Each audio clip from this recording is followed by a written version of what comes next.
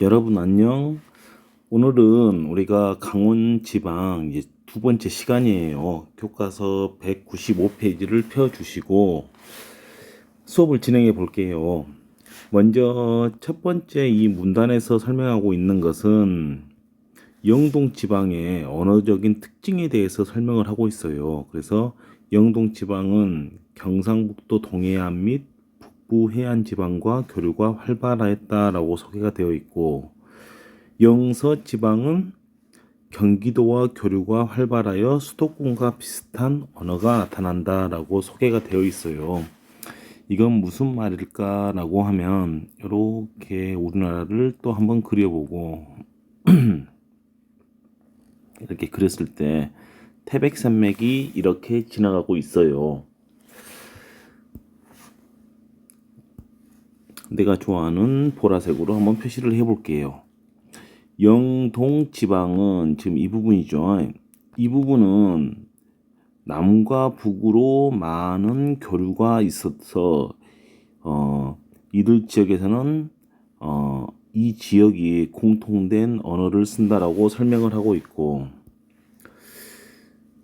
그 다음에 영서 지방은 이렇게 교류가 활발해서 이 지역이 비슷한 언어를 쓰고 있다라고 말을 하고 있어요. 이걸 우리 지리에서는 언어 지리학에서는 등어선이라는 개념으로 접근할 수가 있겠어요. 등어선, 쉽게 말하면 같은 방언을 쓰는 이런 집단이다라고 생각을 해보면 되겠어요. 같은 언어 특징을 가지는 지점들을 연결하는 선, 언어 분계선을 우리가 등어선이라고 말하고 있어요. 언어 분계선.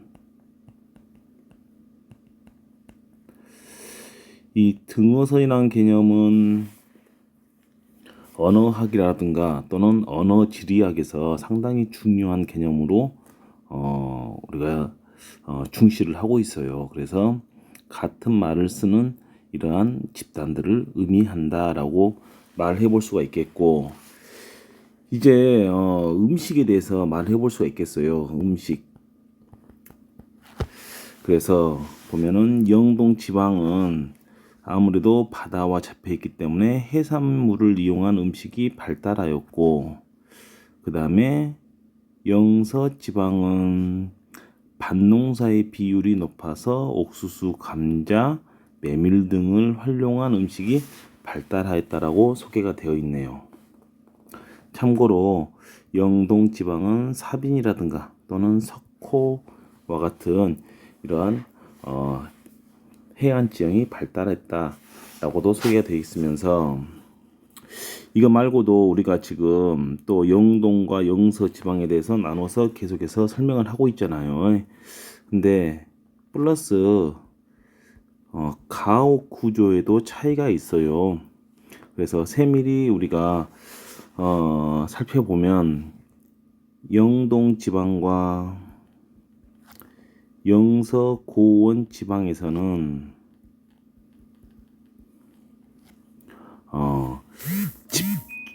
집중형인 겹집이 나타나고 있어요. 겹집이요. 그래서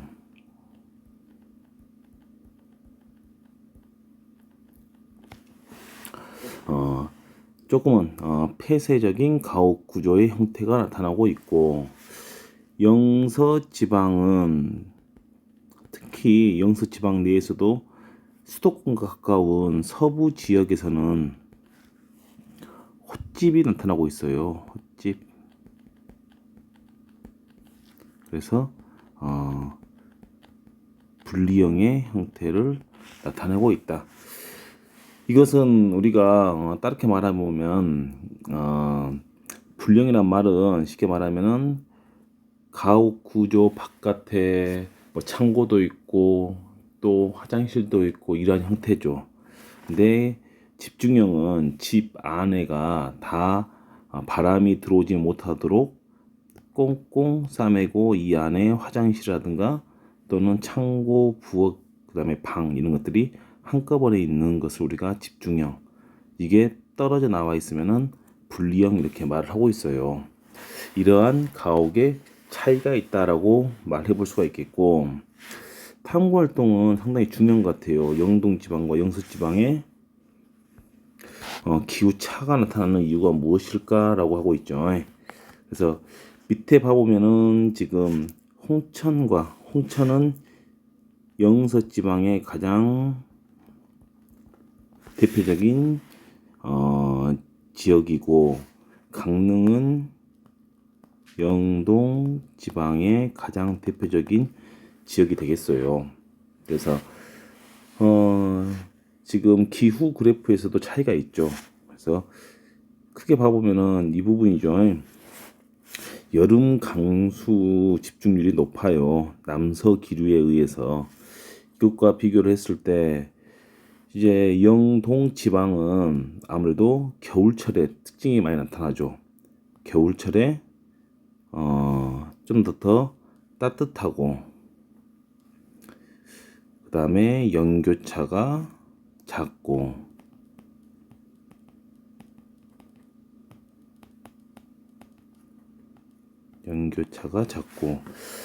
그 다음에 겨울 강수량이 상대적으로 많다는 것을 우리가 볼 수가 있겠어요. 이걸 이 아래에서 정리를 한번 해봅시다. 1번에서 영동 지방의 특징은 세 가지만 정리해 볼게요. 먼저 영동 지방, 강릉 지방의 특징하면 바다와 가깝기 때문에 해양성 기후가 나타나고 있고, 영서 지방은 대륙성 기후가 나타나고 있다. 그 다음에 두 번째, 영동 지방의 특징은 비교적 겨울철 기온이 높고, 영서 지방은 비교적 겨울철 기온이 낮다. 그 다음에 이제 세 번째가 중요하죠. 세 번째는 북동 기류의 영향으로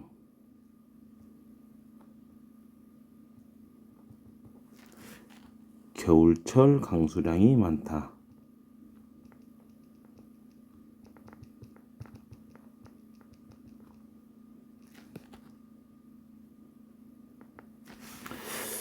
그 다음에 이 영서 지방은 남서기류, 남서풍의 영향으로 여름철 강수량이 많다.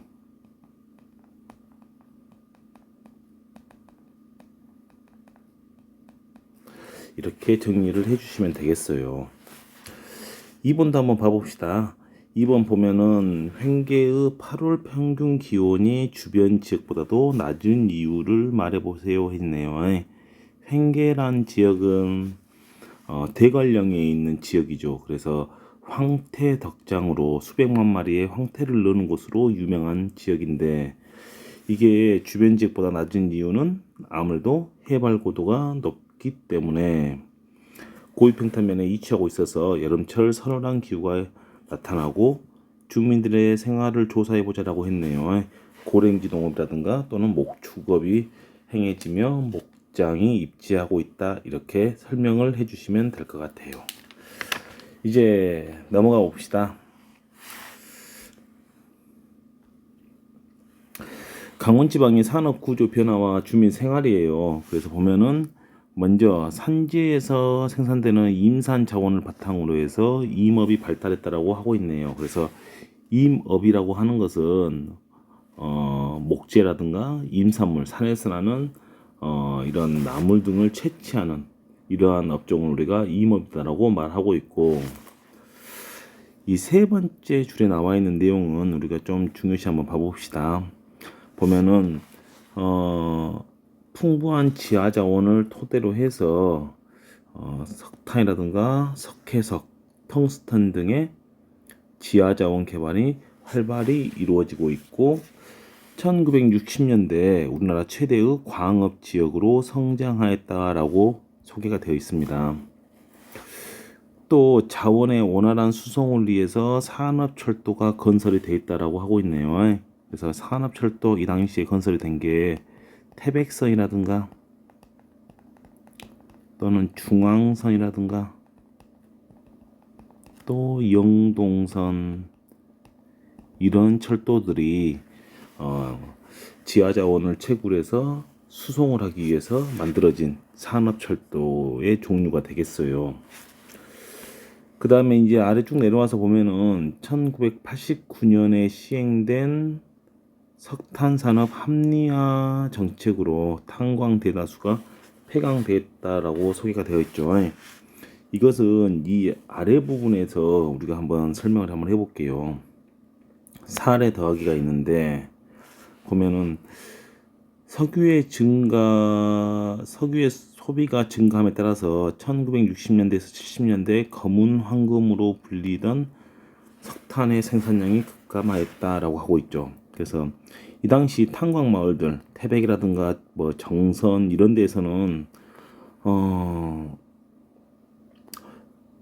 지나가는 똥개도 10,000원을 물고 갈 만큼 아주 경제가 활성화되었던 이런 시절입니다. 그래서 검은 황금으로 불렸었다라고 소개가 되어 있고, 하지만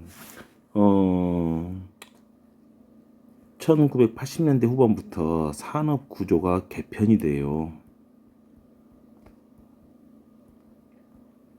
이제 더 이상 무연탄을 많이 사용하지 않는 것이죠. 무연탄의 경제적 가치가 상실됨에 따라서 태백시라든가 삼척시, 영월군, 정선군 이런 지역들은 지역 경제가 급격히 침체가 돼서 어려움을 겪었다. 그래서 가장 큰 문제가 인구가 감소하기 시작하였고 또 지역 경제가 위축이 되었고 그 다음에 광산들이 탄광이 문을 닫다 보니까 실업이 증가하게 되었다. 이런 문제점을 갖고 있는 게 1989년 석탄산업 합리화 정책입니다. 그래서 엄청나게 많은 탄광들이 다 대다수가 문을 닫았었죠. 그래서 이 당시에 명태자라든가 또 이렇게 실업자가 많이 늘어나게 되었어요. 그래서 이 내용은 하나를 좀 기억을 해주시고 1989년에 있었던 석탄산업 합리화 정책 산업 구조가 개편이 됨에 따라서 실업자가 많이 증가하게 되었다. 근데 이제 강원도에서는 최근에서는 이러한 지역들을 관광 자원으로 활용하기 위해서 노력을 하고 있어요. 그래서 어떤 노력들이 있느냐라고 하면은 태백의 석탄박물관이라고 나와 있네요. 석탄박물관은 모의고사라든가 시험에서 많이 나오고 있는 내용이에요. 그래서 우리나라에는 석탄박물관이 3곳이 있는데 강원도, 태백,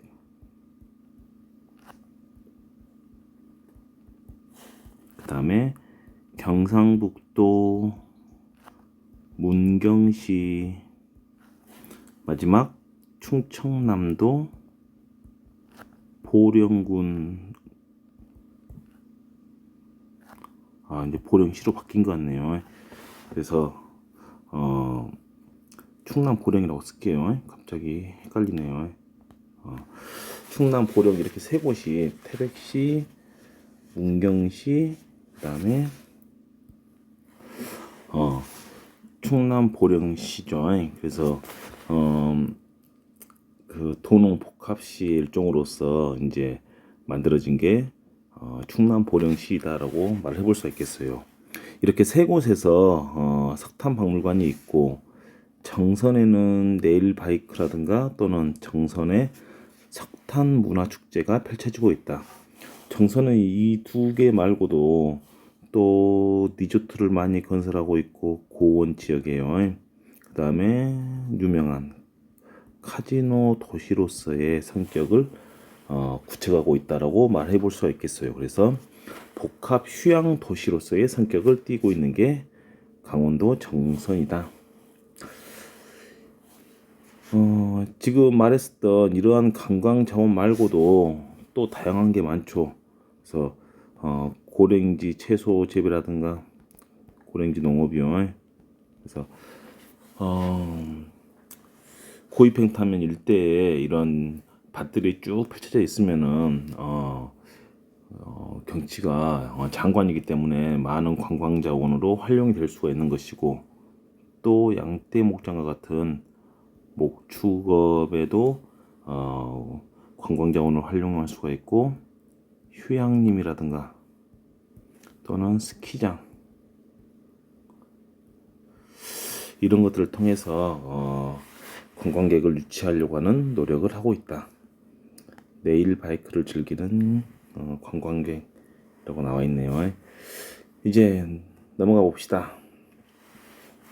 산업구조 고도화에 따른 주민생활의 변화예요. 그래서 산업구조가 고도화됨에 따라서 1, 2차 산업 종사자의 비중이 줄어드는 대신 3차 산업에 종사하는 주민들의 비중이 늘고 있다. 이 말은 어디서 많이 들어봤네요. 1, 2차 산업의 비중이 줄어드는 대신 3차 산업의 비중이 늘어난다. 이걸 우리가 탈공업화라고 말했었죠. 이런 탈공업화 현상이 지금 강원도에서도 나타나고 있다. 이 부분은 여러분들이 좀 주의 깊게 봐주셨으면 좋겠어요. 그래서 지식정보 사회가 됨에 따라서 강원지방은 미래 산업으로 지식 기반 산업을 육성하고 있다. 춘천과 강릉을 중심으로 해서 바이오 산업, 특히 원주 일대의 의료기기 산업, 철원과 강원 남부 지역의 신소재 산업을 육성 중이다라고 하고 있죠. 그래서 특히 원주에는 첨단 의료 복합 도시로서의 성격을 강화해 가고 있다. 이렇게 말을 해볼 수가 있겠어요. 춘천에는 멀티미디어 밸리라고 하는 거, 그 다음에 강릉에는 테크노 밸리라고 하는 이러한 해양 산업을 발전시키려고 하는 이러한 노력들을 하고 있다. 밑에 자료 1번을 봐주시면은 지금 1986년에는 광업 종사자가 많았는데 2014년에는 지금 3차 산업에 종사하는 비중이 늘어나고 있다. 그래서 이렇게 관광 산업이 활성화되다 보니까 3차 산업의 비중이 증가하였다라고 이렇게 말을 해주시면 될 것 같아요. 이제 넘어가서 강원도 여행이네요. 그래서 보면은 강원도 참 좋은 곳인 것 같아요. 볼 게 참 많은데 먼저 소양강 댐이네요. 소양강 댐은 우리나라 지금 전국에서 우리나라에서 가장 큰 댐이라는 특징을 가지고 있어요. 가장 큰 다목적 댐이다. 풍부한 수자원을 바탕으로 해서 이러한 역할을 하고 있는데, 예전에 선생님이 이걸 설명해 했었죠. 다목적 댐의 특징은 한 3가지 정도로 우리가 볼 수가 있겠어요. 각종 용수를 공급해주고 홍수를 조절해주고 전력을 생산하는 이러한 역할을 하고 있는데, 특히 중요한 게 이 홍수 조절이라고 말했었습니다. 설악산 국립공원이 나왔네요. 우리나라에는 총 22개의 국립공원이 있어요. 그 중에서 산은 18개, 바다는 4개가 있는데, 이 설악산 국립공원은 5번째로 1970년대에 1970년에 지정이 되었고 설악산이라는 말 자체가 눈 덮인 산이라는 뜻을 갖고 있고 강설량이 아주 많은 지역이다라고 말해 볼 수가 있겠어요. 주봉인 대청봉이 보이고 있네요. 그래서 대청봉은 높이가 1708m인데 한라산, 지리산에 이어서 남한에서는 세 번째로 높은 산이다.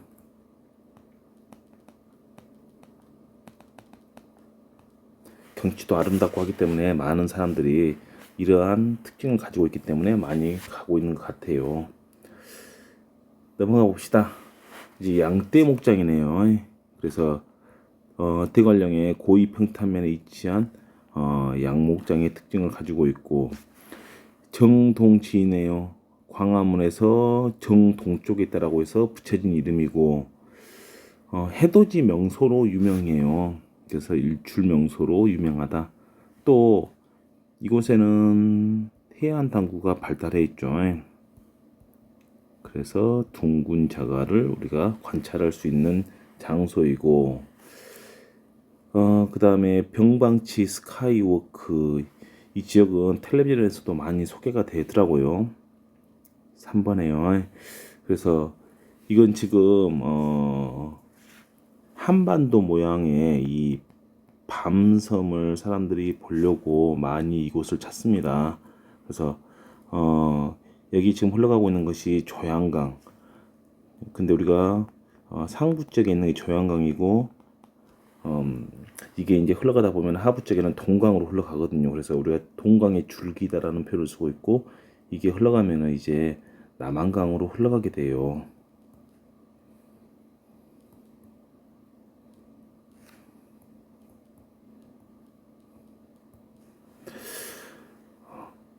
그래서 한반도 지형을 볼 수 있는 병방치 스카이워크 강원도 장성군에 있고 마지막으로 강원도 양양군에 보면은 남해양이라고 해서 동해는 조경수역이 발달하여서 수산물이 풍부하다. 조경수역이라는 것은 한류와 차가운 바닷물인 한류와 따뜻한 바닷물인 난류가 서로 섞이는 구간으로서 많은 물고기가 잡히는 구간 이렇게 이런 수역 이렇게 생각을 해보시면 되겠죠.